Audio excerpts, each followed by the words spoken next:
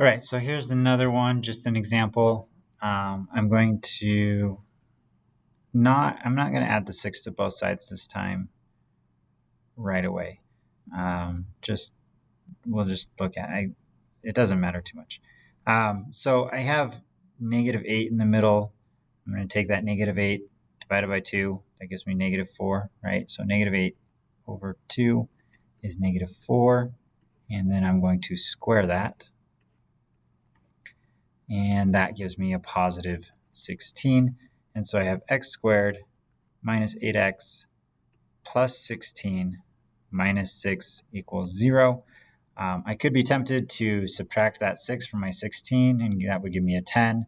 And then I could probably actually figure out how to factor it from there and solve it that way.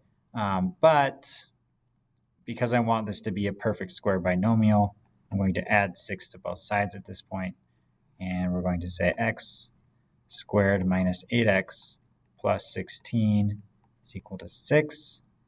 And I'm going to rewrite my left-hand side as my perfect square binomial. That would be x minus 4 squared equals 6. And then now I'm going to take the square root of both sides, and I get x minus 4 is equal to plus or minus the square root of 6, which 6 breaks down to 2 and 3. There's nothing we can take out of the radical.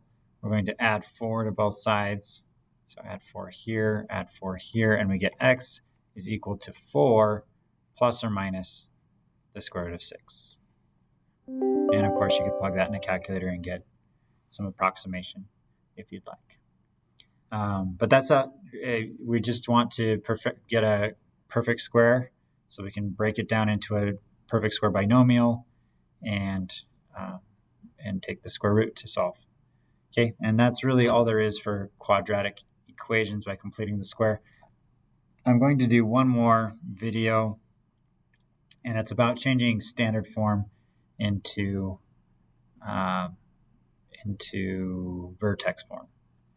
And that does fall under this because we complete the square to do that. But that's kind of a side note.